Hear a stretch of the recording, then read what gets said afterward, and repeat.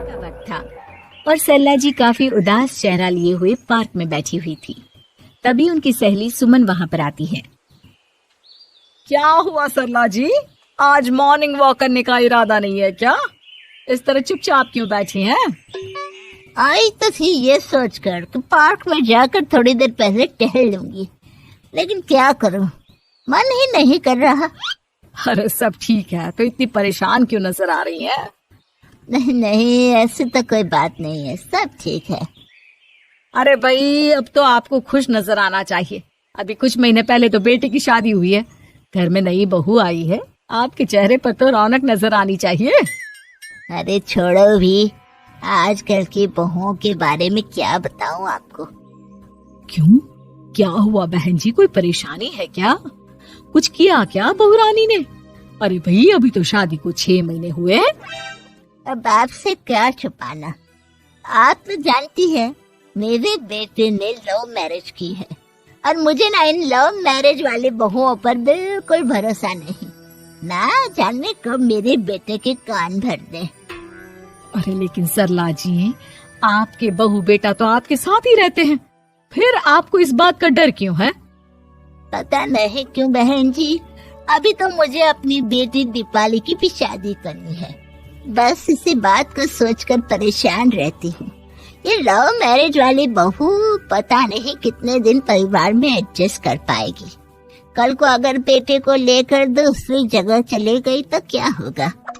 अरे हाँ, याद आया, दीपाली तो दिल्ली में नौकरी करती है ना? हाँ हाँ, बहुत अच्छी नौकरी लगी है उसकी। और आप किसी से कहना मत, अपने ऑफिस में साथ में काम करने वाला कोई लड़का उसे बहुत पसंद है, बता रही थी मुझे। लेकिन अभी तो आप कह रही थी कि आपको लव मैरिज और इन सब में भरोसा नहीं है।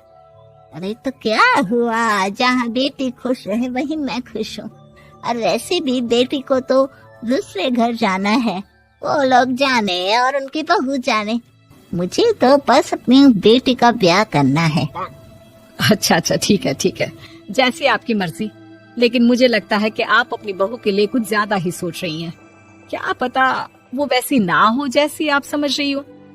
सरला जी अपनी जगह से उठते हुए कहती है, अब ये तो भगवान जाने, बस मेरी बेटी दीपाली की शादी उसकी पसंद से हो जाए तो मैं गंगा नहा लूं। चलिए बहुत देर हो गई है, मैं भी अब घर जाती हूँ। अच्छा अच्छा ठीक है, मैं भी चलती हूँ। अगले दिन जब सरला जी अपने घर पर बैठकर चाय की चुस्कियां ले रही थी, तभी उनकी बहू वहाँ पर आती है। मम्मी जी, मैंने एक जगह नौकरी के लिए अप्लाई किया था और वहाँ से सब कुछ पॉजिटिव आया है। मैं भी नौकरी करना चाहती हूँ ताकि घर के खर्चों में थोड़ा हाथ बटा सकूं। अरे बहू, तुम्हें नौकरी करने की क्या जरूरत है? मेरा बेटा अच्छा खासा कमाता है, क्या तुम्हें किसी बात की कोई कमी है? तभी सरला जी का बेटा वहाँ पर आता है। नहीं माँ, उसे किसी बात की कमी नहीं है, लेकिन वो इतनी पढ़ी लिखी है और अगर नौकरी करना चाहती है तो हमें उसे नौकरी करने देना चाहिए। कुछ पैसे घर में आएंगे, हम सबकी मदद हो जाएगी। तुम तो ऐसे कह रहे हो बेटा जैसे ये घर तुम्हारी पत्नी की कमाई पर ही चलता है। अरे नहीं नहीं मम्मी जी, इनके कहने का ये मतलब नहीं है, बस मेरी ही नौकरी करने की इच्छा थी, इसलिए आपकी परमिशन चाहते हैं। अब भाई, मेरा बेटा तुम्हें लव मैरिज करके घर में लाया है, मैं तुम्हें कुछ कैसे कह सकती हूँ? जो मर्जी आए करो। सरला जी का बेटा और बहू वहाँ से चले जाते हैं। अब उनकी बहू नौकरी करना शुरू कर देती है।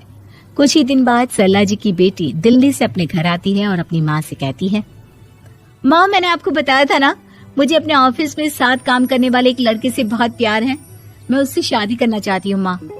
हाँ हाँ, तो मैंने कब मना किया? अगर तुम उसे पसंद करती हो तो उसके घर वालों को कहो, हम आपस में बात करके तुम्हारी शादी तय कर देते हैं। अरे लेकिन माँ, एक बहुत बड़ी परेशानी है। क्या परेशानी है बेटा? माँ, वो लड़का बहुत अच्छा है, लेकिन कुछ ज्यादा ही पैसे वाले घर से उसके माँ बाप। उन्हें मेरे और उसके रिश्ते से वैसे तो कोई परेशानी नहीं है, लेकिन वे चाहते हैं कि शादी 5 स्टार होटल में हो।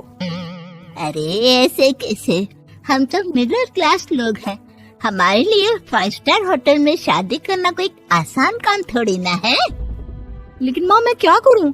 मैंने उनसे बात करने की बहुत कोशिश की, बस एक किसी जगह बात अटक गई है। साफ साफ कह दो बेटा, शादी करनी है तो ठीक है, लेकिन ये 5 स्टार में शादी करने वाली शर्ट मैं नहीं मान सकती। अरे कैसी बात कर रही हैं आप मम्मी जी। अगर दीपाली को कोई लड़का पसंद है तो हम उनकी शादी के लिए पूरी कोशिश करेंगे, और अगर बात पैसों की है तो कोई परेशानी नहीं है। हाँ हाँ, तुम्हें तो बस बहुत आसान लगता है सब। जिस तरह तुमने मेरे बेटे से इतनी आसानी से शादी कर ली, सारे काम उतने आसानी से नहीं होते। समझ में आया? हर काम करने में पैसे लगते हैं। लेकिन माँ, मैं उस लड़की को बहुत पसंद करती हूँ। सही बात है बेटा, लेकिन तुम उस लड़के से साफ साफ कह दो, अगर उसे तुमसे शादी करनी है तो अपने घर वालों को मनाए। अगर नहीं मना सकता तो तुम दोनों अपनी गृहस्थी अलग से कहीं सेट कर लो। कोई जरूरत नहीं है अपने माँ बाप के साथ रहने की। मम्मी जी, ये आप क्या कह रही हैं? मैं भी तो आपकी बेटी के साथ लव मैरिज करके आई हूँ। अगर मैंने भी ऐसा ही किया होता तो?